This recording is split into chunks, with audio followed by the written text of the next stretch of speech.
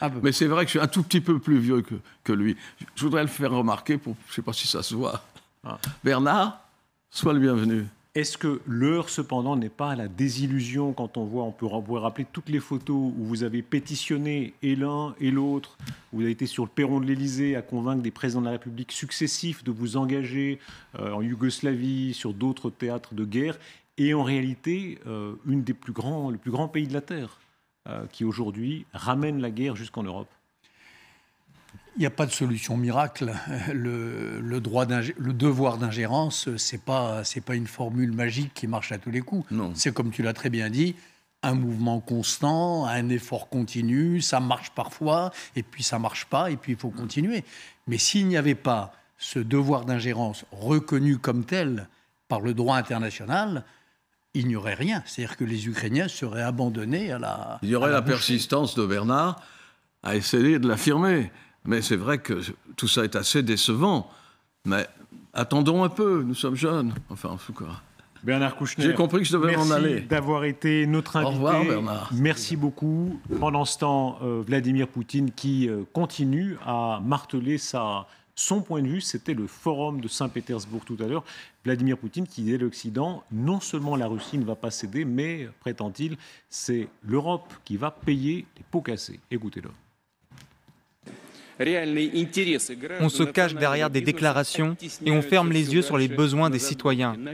C'est une perte de contact avec la réalité et cela va déclencher le populisme. Cela va apporter une dégradation sociale et va également provoquer le changement des élites.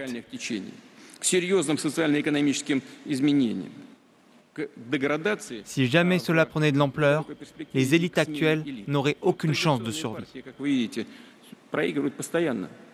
Bernard-Henri Lévy, il y a là un plan. On voit bien que du côté des Russes, il y a une sorte d'affirmation d'un plan. Ils sont très attachés à ça, l'idée qu'ils ont imaginé une guerre où finalement c'est l'Occident qui perdra. Est-ce qu'il y a une apparence de danger selon vous? Plan, oui. Destruction de l'Ukraine, déstabilisation de l'Europe et holodomor mondial. C'est-à-dire prendre en otage tous les pays pauvres de la planète pour les réduire à la famine. Ça, c'est sûr. Est-ce qu'il y a un danger que cela se réalise? Oui, bien sûr. Si Poutine n'est pas arrêté, s'il ne perd pas cette guerre, tout cela peut se passer. Il peut détruire l'Ukraine. Il l'a déjà détruit pour partie. Vous savez, quand on voit ce qu'est devenu Mykolaïev, qui a encore été bombardé tout à l'heure, ce qui est devenu naturellement Mariupol, aujourd'hui Sévérodonetsk, l'Ukraine peut être détruite. L'Europe peut être en effet minée de l'intérieur par ces agents de Poutine qui tiennent pignon sur rue dans les démocraties européennes. Et quant à l'Afrique et certains pays d'Asie, ils crient déjà famine, oui, bien sûr. Vous ramenez un document très fort. Pourquoi l'Ukraine? De vos voyages en Ukraine, vous en rentrez précisément, on va en découvrir certaines images.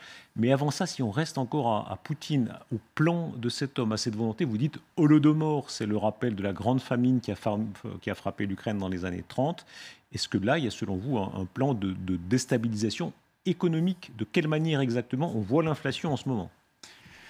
Il y a ce plan-là, et surtout ce que je montre dans ce film qui va être diffusé le 28 sur Arte, c'est que ce plan, il n'est pas d'hier. Ça fait 8 ans que ce plan est en cours et que les voies libres de Russie et les voies vigilantes d'Ukraine nous alertent. Poutine, il attendait l'occasion.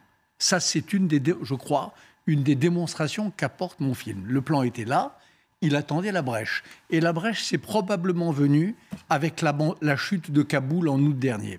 Quand il a vu que les Américains et les Européens laissaient faire et s'infligeaient cette défaite horrible, il s'est dit, c'est le moment, j'y vais. Mais le plan était prêt. Lise Ramboudou était à votre place il y a un instant. Elle disait, ça fait 10 ans, plus de 10 ans qu'elle couvre des guerres. Et là, il y avait quelque chose d'inédit pour elle. Vous aussi, vous avez été sur beaucoup de théâtres d'opération depuis des décennies. Qu'est-ce qui, cette fois, vous a paru différent? Ce qui m'a semblé différent, Boutcha, par exemple. Je suis allé à Boutcha quelques jours après la découverte des corps, à Borodianka, dans tous ces villages rasés, détruits jusqu'à leur dernière ruine. Ça, c'est assez nouveau, oui. Cette espèce d'urbicide généralisé, cette sauvagerie absolue des soldats de Poutine, cette absence, il n'y a pas eu même l'ombre d'un...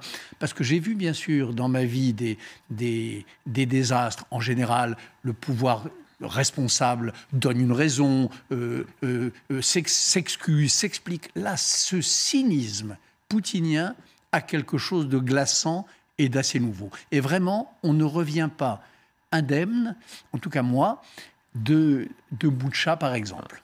Est-ce qu'il faut admettre dans nos regards une dimension identitaire, c'est-à-dire ce sont des victimes plus proches de nous, objectivement, par la géographie, peut-être par l'histoire, et ça fonctionne différemment. Est-ce qu'il faut s'avouer cela ? C'est possible, mais alors là, il faudra très vite, dès que ce cauchemar sera terminé, dès que la Russie sera vaincue, parce que je crois qu'elle le sera, il faudra lutter en soi contre ce sentiment, parce que c'est un sentiment abominable. Si vraiment notre cœur saigne pour l'Ukraine, davantage que pour les chrétiens du Nigeria, c'est juste parce qu'ils sont européens, ça n'est pas un sentiment digne. Vous avez joué un rôle historique, on rappelait celui de Bernard Kouchner, mais 77, c'est la parution, je crois, de La barbarie à visage humain. Vous dites à quel point les deux totalitarismes, stalinisme et hitlérisme, sont à combattre philosophiquement, profondément. Cependant, là, est-ce que ce n'est pas une autre époque qui revient, pas tellement à la Seconde Guerre mondiale, mais presque la première, le vrai nationalisme, être russe, être chinois, au-delà de toutes les idéologies, qui est plus fort que tout, en tout cas pour eux? Je crois pas. Je crois que c'est vraiment plutôt, si ça ressemble à quelque chose, étant entendu que les situations ne s'en ressemblent jamais, c'est la Seconde Guerre mondiale, pas la première. Le Poutine est un fasciste nouvelle tendance. Son idéologie, son eurasisme, sa haine des démocraties, sa haine du libéralisme, sa phobie de l'homosexualité, la supériorité qu'il donne à la volonté sur la raison, tout ça, c'est des composantes du fascisme. Ça ne ressemble pas au nationalisme de 1914. Ça ressemble vraiment à cette idéologie qui a été vaincue militairement en 1945, mais qui n'a pas été vaincue idéologiquement. Est-ce qu'il y a un risque alors, comme il y a eu des guerres idéologiques où le communisme a gagné une grande partie des opinions ici, où le fascisme a gagné une grande partie des Français, qui étaient soit fascistes, soit communistes, qui est une forme de séduction? On rappelait le sondage de la Repubblica tout à l'heure. Une partie importante des Italiens, des Français, qui disent « Ah, attention, les torts sont partagés ». Il y a cette idée horrible, en effet, que les torts sont partagés, se renvoient dos à dos des agresseurs et des agressés. Un, il y a deux, l'envie de se tirer, de ne plus être mêlé à cette histoire. Et puis il y a trois, une séduction idéologique. Nous avons en France des femmes et des hommes et des responsables politiques qui reconnaissent en l'illibéralisme de Poutine, en son culte de la violence, quelque chose d'eux-mêmes et quelque chose qui leur semble souhaitable. Bien sûr, il y a une séduction idéologique. Votre film, Bernard-Henri Lévy, vous revenez d'Ukraine. Pourquoi l'Ukraine? On va découvrir quelques images, vous réagirez. L'Ukraine, en ce début de guerre, retient son souffle. Elle ne sait si elle va vivre ou mourir. Volodymyr Zelensky lance la contre-offensive la plus inattendue de l'histoire militaire moderne. Потому что сильный человек добивается мирного урегулирования. Слабый человек идет на риск и идет в войну. Mais il n'y a pas de héros sans un peuple héroïque. Pas de Zelensky sans ces garçons passés maîtres dans l'art du cocktail Molotov. Pas de Zelensky sans ces tissandières qui font avec des haillons des filets de camouflage pour les tanks. Pas de Zelensky sans ces enfants qui rient. And probably in a matter of days, yeah, we will die. Mostly all of us. Il n'y a pas deux options, il y en a une. Que Poutine recule, capitule. Leur guerre est notre guerre. Leur défaite serait notre défaite.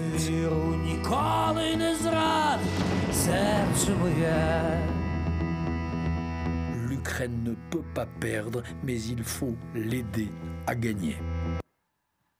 Bernard Lévy, l'aider à gagner, qu'est-ce que ça peut être le pas de plus? La France va donner 6 canons César supplémentaires. C'est beaucoup à l'échelle de la France. On sait très bien que c'est très peu à l'échelle de l'Ukraine. Faire plus, ça veut dire continuer. Ça veut dire ne pas se lasser.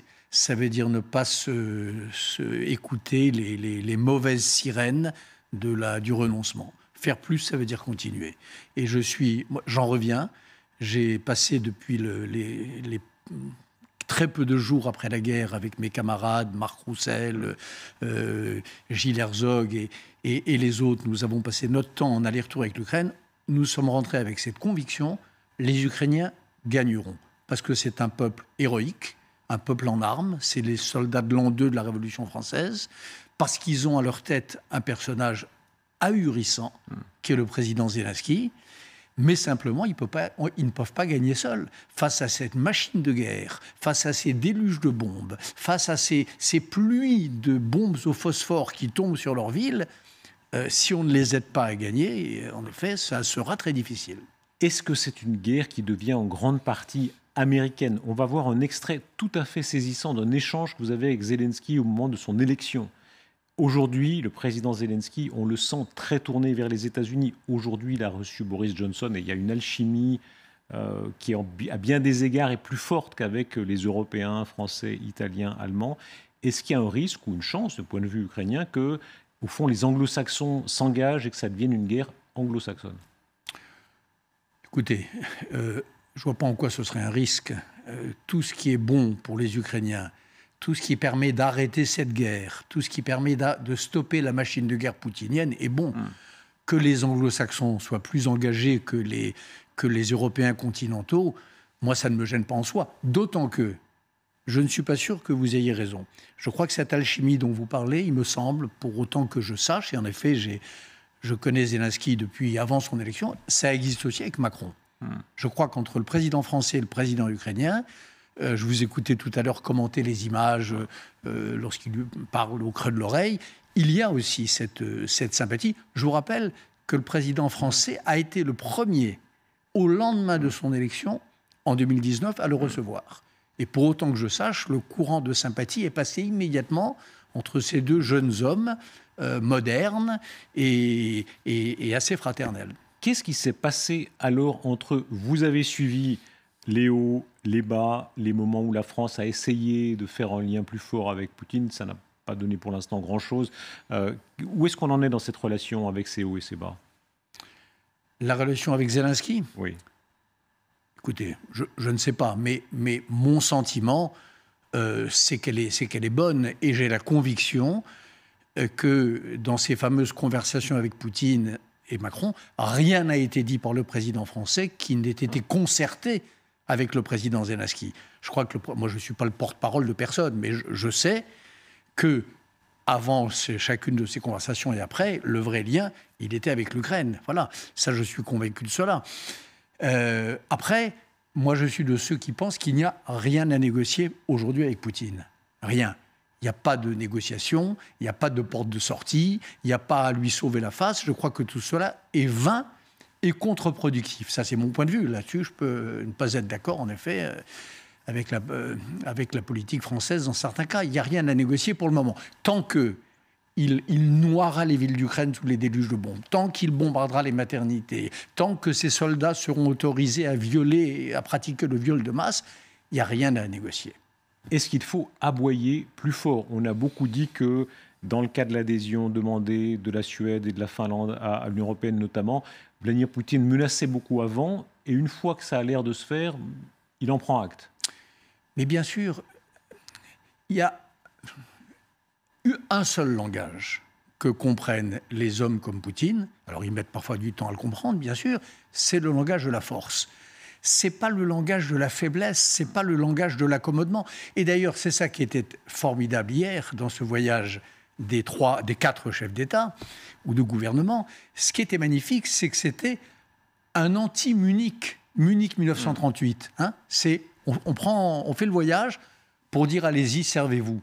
Là, on fait le voyage pour dire souveraineté de l'Ukraine. C'était magnifique.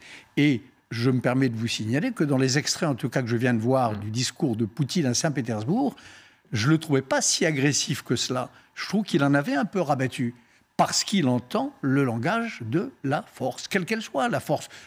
La plus belle des forces, ce n'est pas la force militaire, c'est la force morale, c'est la force politique, c'est la force de la solidarité vécue. Il a senti ça hier. Parlons précisément de ce qui est force ou faiblesse. C'est un échange tout à fait frappant, je le disais, entre vous et le président Zelensky. Vous êtes dans un restaurant à Kiev juste après l'élection, et puis vous vous découvrez. Vous découvrez, c'est la première fois que vous vous rencontriez. Oui. Et vous parlez de Poutine, précisément, du caractère de Poutine, et tout dans cette séquence est extrêmement intéressant.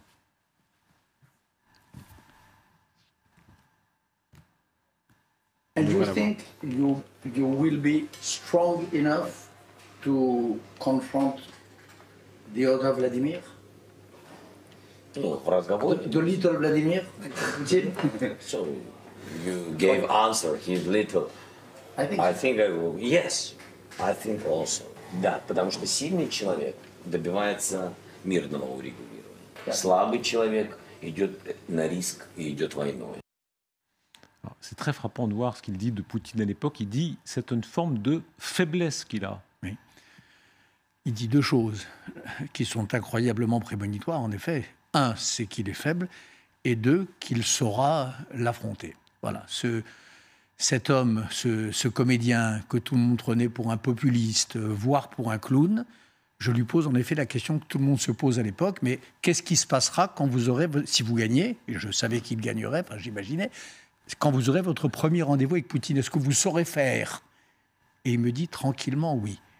Et à l'époque, c'est vrai que je me disais, il est peut-être un peu présomptueux, etc. Encore que j'avais senti qu'il y avait quelque chose de magnifique chez cet homme. Aujourd'hui, on voit qu'il avait raison. Il tient tête.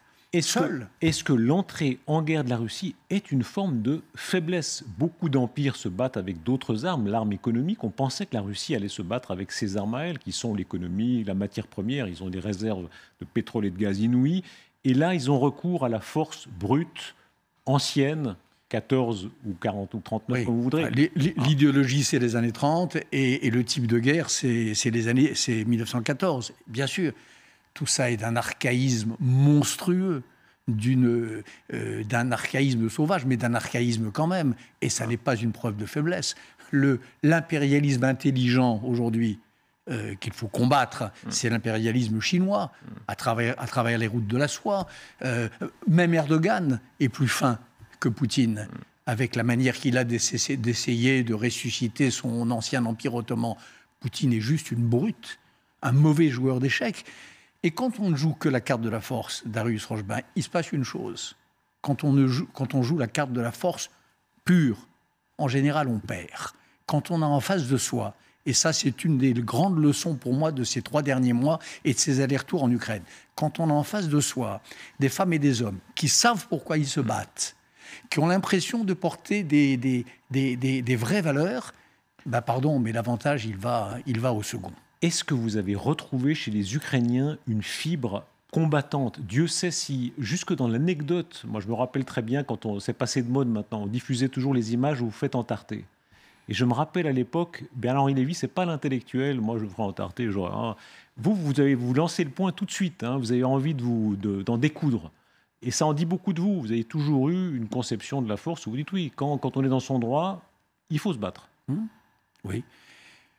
Bah oui, moi c'est dérisoire ces épisodes-là. Là, c'est tragique, mais c'est vrai que une des choses qui me bouleverse, ce qui me bouleverse d'abord, c'est les massacres, les dévastations et les horreurs.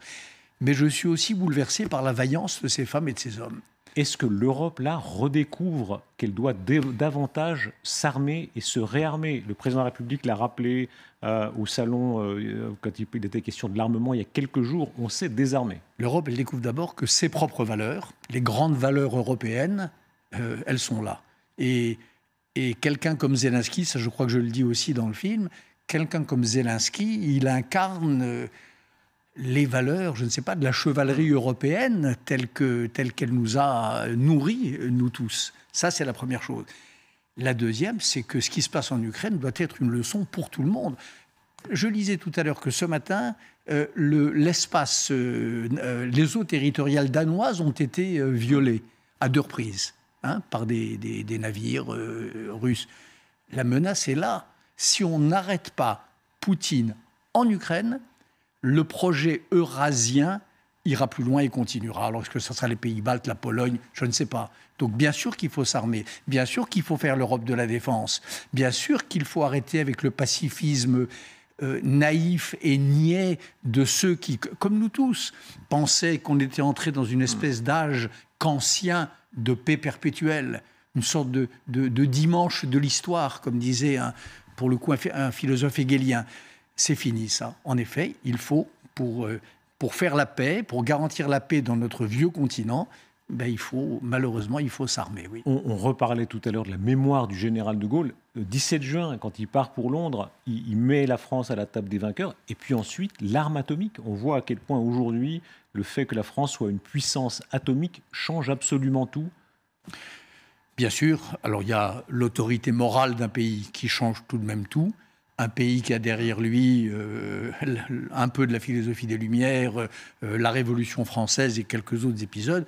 Ça donne aussi un sacré nerf à un peuple, le peuple français. Mais oui, l'arme atomique. Hier, qui était à Kiev? C'était Emmanuel Macron, un membre du Conseil de sécurité des Nations Unies, le président en exercice du Conseil des ministres de l'Europe et, en effet, un pays qui est détenteur de l'arme atomique, oui, et qui ne peut pas s'en laisser compter et se laisser balader par un voyou kleptocrate et mauvais joueur d'échecs comme Vladimir Poutine. Écoutez précisément ce que dit Emmanuel Macron hier sur cet aspect historique. On ne parle pas simplement à l'échelle des mois ou des années, mais à l'échelle des décennies.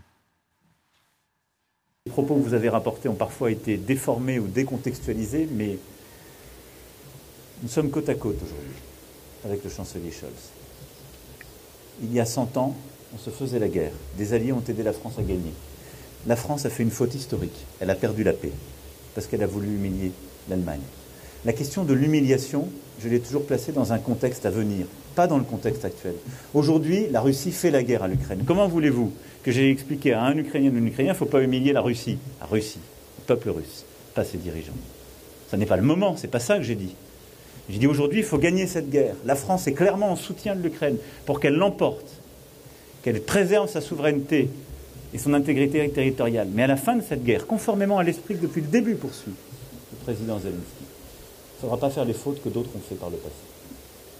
Ça, nous devons aussi être capables de le dire, parce que j'entends dans le discours international d'autres qui ont des propos jusqu'au boutiste et escalatoires à l'égard de la Russie. Ils ne servent pas la cause de l'Ukraine en faisant cela. Comment est-ce que vous entendez ces propos? 2 aspects. Peut-être d'abord le dernier, quand il dit « attention » ou jusqu'au boutiste, attention au va-t-en-guerre.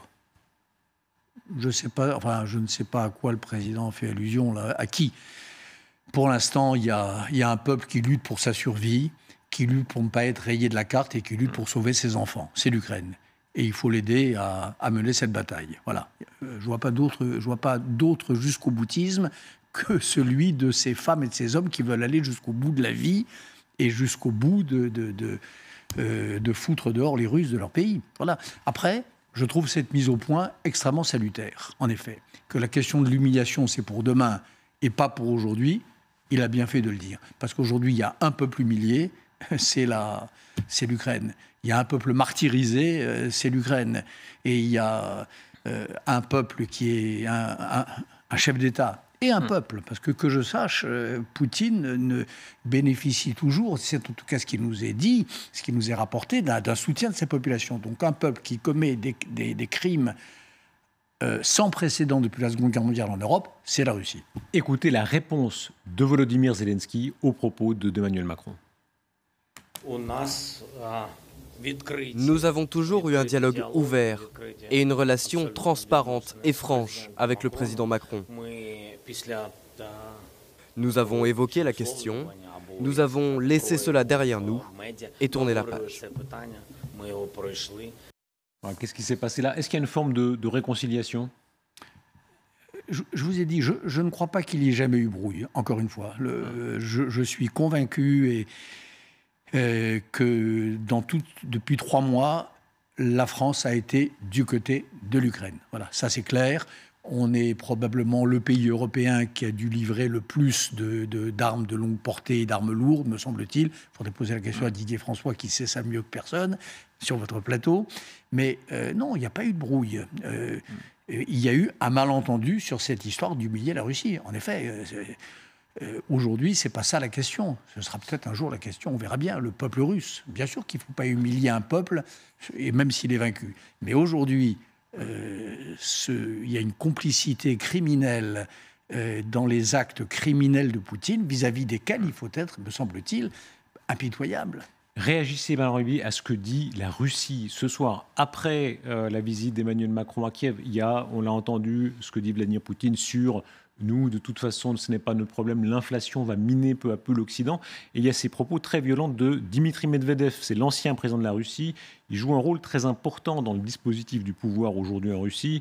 Les amateurs européens de grenouilles, de saucisses, de foie et de spaghettis adorent visiter Kiev avec une utilité nulle. Oui. Écoutez, que voulez-vous dire à cela? Pour l'instant, ce que je sais, moi, parce que j'ai passé du temps, parce que j'ai enquêté, j'ai interrogé les militaires ukrainiens, c'est que les Russes ont perdu une grande partie de leurs munitions, qu'ils vont commencer à être démunis de leurs missiles longue portée, c'est que leurs soldats ne veulent pas se battre, c'est que c'est facile en effet de noyer Severodonetsk sur une pluie de bombes, mais après quand l'infanterie avance et qu'elle rencontre les Ukrainiens, elle se carapate. Voilà ce que je sais. Alors on peut faire le malin en parlant des amateurs de spaghettis. La réalité du terrain, c'est celle que je vous dis. C'est une Russie qui fatigue et c'est une Ukraine de plus en plus vaillante. Puis au fond, malgré les épreuves, malgré les morts, malgré l'horreur, l'Ukraine ne cède pas un pouce de terrain moral. Est-ce que vous voyez un risque d'un nouvel axe avec la Chine? Les déclarations de la Chine ces derniers jours sont plutôt inquiétantes du point de vue de l'Ouest. On a beaucoup dit la Chine est ambiguë, elle attend son heure, bien sûr, mais enfin, si elle doit choisir son camp, c'est plutôt le camp de la Russie pour l'instant. L'ordre du monde dans lequel nous sommes entrés depuis quelques années, c'est en effet, d'un côté, les démocraties occidentales, les États-Unis, la France, le reste de l'Europe, et de l'autre côté, un axe. Ça, c'est vrai. Iran, Turquie, islamisme radical, Russie et Chine. Ça, c'est certain. Il y a un axe là, un axe illibéral, un axe néo-totalitaire, un axe de puissances qui sont animés par une haine absolue de l'Occident et de ses valeurs. Donc, il n'y a rien d'étonnant. Alors, la Chine va le faire à sa manière, mais elle a probablement aussi l'arrière-pensée que le jour venu, elle avalera ou elle se chargera elle-même des richesses de la Russie. Mais elle est dans le camp russe. Ça, il faut l'assumer. Malheureusement, c'est triste, mais il faut l'admettre. Les gens comme Fukuyama, qui pensaient il y a 30 ans que le modèle libéral l'avait emporté et qu'il ne restait plus que les provinces de l'Empire pour tarder à s'aligner, hélas, ils se sont trompés. Il y a un affrontement. Ce n'est pas nous, les démocrates, qui l'avons voulu. Ce sont eux qui le veulent. Il y a des puissances revanchistes qui rêvent de reconstituer leur empire, qui sont au sens propre des puissances impérialistes. Et parmi elles, vous avez celles que je viens de citer, notamment la Russie et la Chine. Est-ce que les Américains sont prêts à cette guerre? Vous allez souvent aux États-Unis, vous avez beaucoup rencontré de représentants américains, notamment dans la majorité actuelle, dans celle de Biden. Est-ce qu'ils sont prêts à la guerre? Est-ce qu'ils estiment qu'on entre dans une guerre mondiale avec les Chinois et les Russes? Dans ces moments-là, dans ces moments où la grande histoire est là, où des moments... il se passe... les choses vont très vite. Et il y a une chose qui me frappe. Les premiers mots du président Biden au début de l'invasion de l'Ukraine, d'abord c'était pour avertir mais ne rien faire, rappelez-vous. Ensuite c'était pour dire que des incursions ne seraient pas des invasions. Et ça a été pour proposer une exfiltration, rappelez-vous, il y a 3 mois et demi, exfiltration à Zelensky. Et puis là-dessus, il a trouvé face à lui, et l'opinion américaine tout entière a trouvé face à lui ce personnage incroyable qui a arpenté les rues de Kiev en disant à Biden, « Président, je ne vous ai pas demandé un taxi, je vous ai demandé des munitions. » Bien. Ce jour-là, quelque chose a basculé. Ouais. Voilà. Dans votre film, vous dites c'est du Plutarque. Hein, c'est les grands hommes de l'Antiquité. Vous l'élevez là, vous dites cette fameuse réplique, pas de munitions, pas de taxi, mais des munitions. Oui. C'est du Plutarque, oui, et je pense que ça a changé le visage de cette guerre. Honnêtement, quand Biden propose l'exfiltration, ça veut dire qu'il est résigné à ce que l'Ukraine revienne dans le giron d'une nouvelle Union soviétique. Cette phrase-là, elle marque un tournant. Et quelques semaines plus tard, il vient en Pologne, il dénonce Poutine comme un boucher, et ainsi de suite. Donc, ça veut dire, pardon, que selon vous, la personne-là, on a beaucoup débattu si dans les grands événements historiques sont les courants qui dominent ou vraiment des personnalités. Je crois que c'est les deux. La personne de Zelensky change le cours. Oui, je pense qu'il y a ces moments-là de l'histoire, ces moments de grande bascule, tous les historiens qui ont un peu réfléchi à ça le savent, où une personne peut être l'agent qui change une situation historique. Et je crois vraiment que l'Ukraine sans Zelensky, ce serait peut-être... alors il y aurait, comme on l'annonçait d'ailleurs sur vos plateaux, il y aurait une guérilla, il y aurait une résistance plus ou moins. Mais ce pays debout, ce pays en armes, ces services de renseignement qui fonctionnent comme des minuteries, impeccablement... et cette façon de faire le tour de la planète pour demander du soutien, on n'aurait pas ça. Oui, il y a des côtés comédiantes chez Zelensky. On le voit dans votre film, assez méfiant, hein, parce que vous le découvrez, vous essayez de lui dire, vous allez vous réconcilier avec Poroshenko, vous allez venir en France, etc. Lui, on le sent, il sait un peu où est-ce qu'il veut m'entraîner. Il y a de la corruption très forte dans son régime, où il y en avait en tout cas. On sait très bien que ça a donné lieu à des relations de presse. Mais quand on dit, malgré tout ça, Churchill égale Zelensky. Est-ce qu'on va trop loin? Est-ce que vous pensez ça? Non, bien sûr que non. Je pense qu'on ne va pas trop loin et qu'il y a, encore une fois, des circonstances où les hommes deviennent plus grands qu'eux-mêmes. Voilà. Où ils se hissent à une espèce de grandeur inattendue. J'ai eu cette conversation avec un autre des défenseurs de l'Ukraine et avec un des musiciens de mon film, Sting, qui a fait pour ce film une musique magnifique, un Dies Irae bouleversant. Est-ce que Zelensky était fait ou non pour être un héros? Est-ce qu'il était destiné à ça? Est-ce qu'il était programmé? Est-ce qu'il a fait des écoles militaires? Est-ce qu'il a... Ben non. Et c'est ça qui est de magique et de stupéfiant et de très beau dans son histoire. C'est qu'il a rejoint son propre destin sans y être en rien préparé. Et quand cela se passe, quand un homme se trouve ou une femme dans cette situation-là, bien sûr que les courants, tout ça, ça compte moins et que l'histoire bascule. Alors, si les personnalités font l'histoire dans l'autre camp, est-ce que chez Vladimir Poutine, il y a selon vous une dimension vraiment personnelle? On a bien compris, Lise Romboudou le disait tout à l'heure, il y a une grande partie des Russes qui, finalement, n'est pas mécontente encore, malgré tout, malgré l'évolution des choses du régime, mais malgré tout, la personnalité de Poutine change des choses. En quoi, selon vous?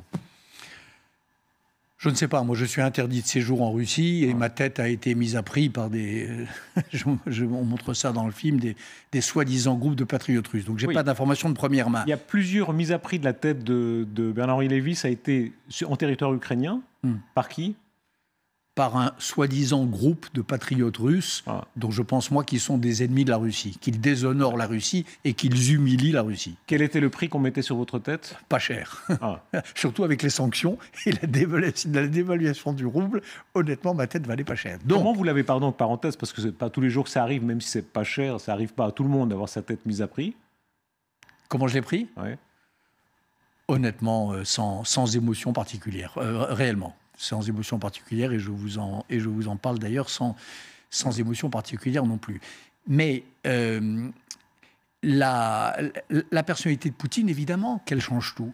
Cette espèce de personnage, d'agent secret raté, nostalgique du soviétisme, slavophile, un peu mystique, drogué aux amphétamines d'Alexandre Douguine, son idéologue antisémite et eurasien. Tout ça, ça fait une espèce de potage, une espèce de potée qui est l'idéologie poutinienne et qui, bien sûr, pèse lourd. Alors, quel est le soutien? Encore une fois, j'en sais rien. Moi, ce qui me frappe quand je vois les têtes des gens devant lesquels ils s'adressent, là, comme tout à l'heure, c'est assez intéressant. On ne sent pas non plus une ferveur chez les gens qui l'écoutent. On sent d'abord qu'ils se barbent. Et puis, je ne sais pas, il y a peut-être un peu de scepticisme. Il y a peut-être dans certains regards la question où est-ce qu'il nous amène. On verra. Vous savez, moi, je me souviendrai toujours 1987, 88, encore 89. Tout le monde disait les dissidents russes ne pèsent rien. C'est peut-être l'honneur de la Russie, mais c'est marginal. 6 mois après, ils faisaient tomber le mur de Berlin. Bernard Lévy, vous citez beaucoup les auteurs antiques dans votre film. Il y a Plutarque, il y en a d'autres. Il y a un auteur qu'on cite toujours, c'est Thucydide, le dialogue des Méliens. Ce sont les Athéniens qui, à l'époque, c'est le peuple le plus sophistiqué, le plus éduqué, etc. Et au fond, avec une brutalité complète, ce peuple si éduqué dit le plus fort, le droit du plus fort, c'est nous, donc on l'applique. Et ils sont très barbares, avec la cité qui s'appelle Mélos. Est-ce qu'on en est resté là, au fond, dans l'histoire? Est-ce que c'est toujours la loi du plus fort entre les Américains, les Russes, les Chinois, les Européens? Je trouve que c'est l'honneur des démocraties de ne pas fonctionner comme ça. Et c'est vrai, des démocraties relativement à l'abri, comme les démocraties continentales, mais c'est vrai des Ukrainiens. Moi, encore une fois, je les ai accompagnés sur certains fronts. J'ai vu comment ils opèrent. Leur modèle, souvent, les officiers de base, c'est l'armée israélienne. Économie des vies,